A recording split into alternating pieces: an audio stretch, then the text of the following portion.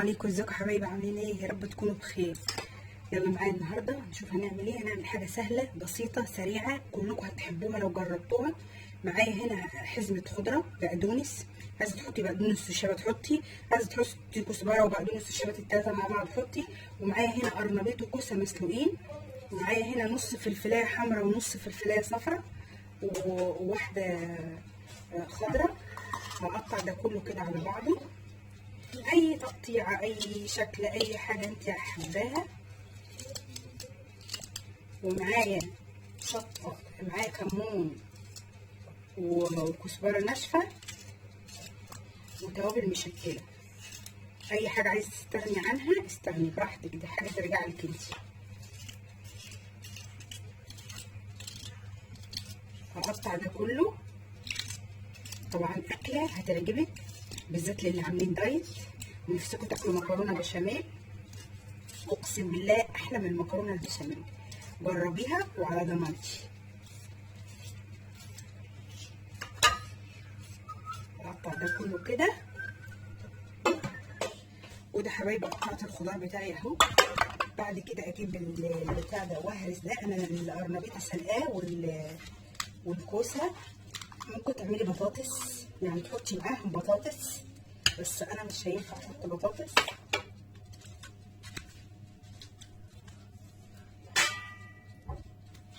تهرسيه كله كده.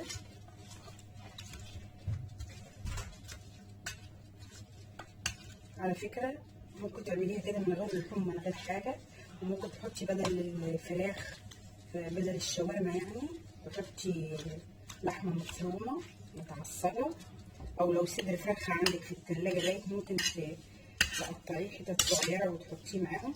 طبعا انا مش عايزه اهرسها قوي، هي كده حلوه اهي.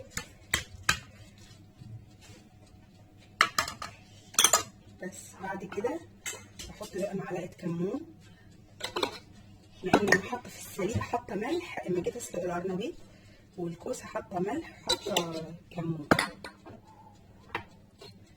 حبه توابل مشكله.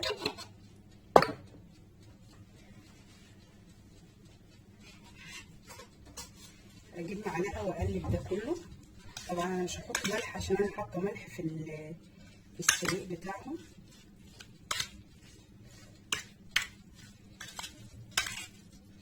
طبعا وانا بعمل كده مولعه الفرن جنبي عشان تبقى الفرن سخنه. والله يا جماعه هتعجبكم قوي، طعمها حلو قوي وخفيفه جدا جدا، يعني حاجه بتحسي كده كانك ما بتاكليش في حاجه وانت بتاكلي فيها، ولا بتتعب القولون ولا بتتعب المعده ولا اي حاجه خالص. واللي محتاره تعمل اكل ايه ولا تعمل ايه، ممكن تنفع وجبه فطار وجبه غدا. اقلب ده كله كده على الخضار.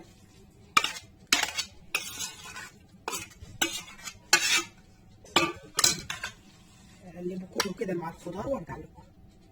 وده حبايب الصينيه بتاعتي حطيت فيها معلقه زيت. افضي بقى نص الخليط كده فيها بعد ما قلبته كويس. واي خضار عندك عايزه تحطيه. على فكره اللي اولادها ما بيحبوش الخضار ممكن تعملها كده وتقطعي الخضار حتت صغيره عن كده، ما تقطعوش كبير كده زي ما انا مقطعاه اهو كده. افرد كده كويس. وبعد كده معايا هنا لحمه ببصل مشوحاها. طبعا اللحمه فيها سمنه عشان كده انا ما كترتش في الطاسه يعني معلقه زيت صغيره او سمنه صغيره براحتك اللي متوفر عندك. بعد كده احط الطبقه الثانيه. وزي ما قلت لك ممكن بدل الكوسه ما تحطيش كوسه مع القرنبيط وتحطي بطاطس، بتبقى حلوه جدا جدا جدا وطعمها جميل.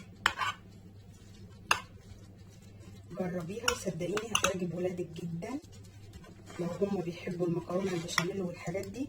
احنا في الشتاء ولازم نحافظ على مناعه الاولاد ونقل من النشويات. هي مفيده للاطفال مش للكبار طبعا، بس نحاول قد ما نقدر يعني نعمل لهم حاجات صحيه. بعد ما عملتها كده معايا طبعا بيضتين هنا ومعلقه فلفل اسود.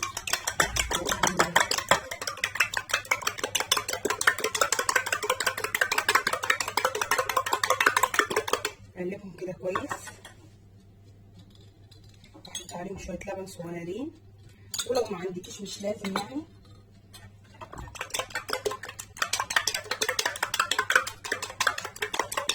بيدولها طعم حلو قوي.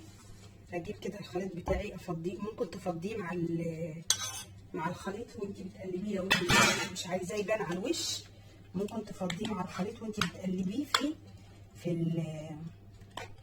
وانت بتقلبيه كله على بعضه يعني. وممكن ما تحطيهاش خالص، دي حاجه ترجع لك. انا عشان تعمل طبقه زي البشاميل معايا هنا حوالي كوبايتين جبنه. ده جبنه رومي مبشوره على جبنه موتزاريلا اللي كنت حاطاها في الفريزر. بحط الجبنه كده على وشها هي بس عشان، وممكن تحطي حبه جبنه فيها وتقلبيها بتبقى حلوه قوي.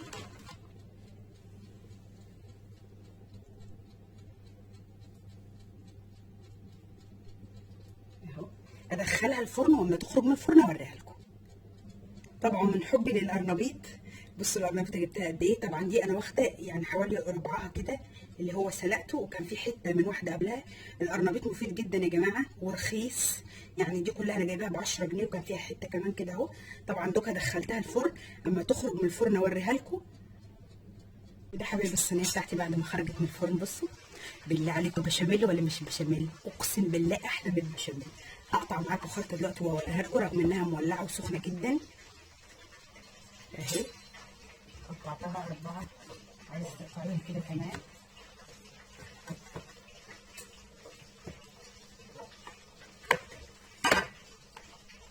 لو سبتيها تبرد يعني تبقى دافيه، بتطلع الخلطه يعني ماسكه نفسها،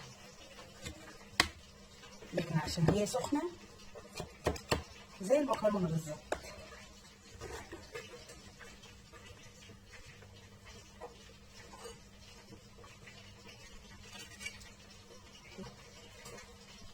اتمنى يا رب تعجبكم وتجربوها.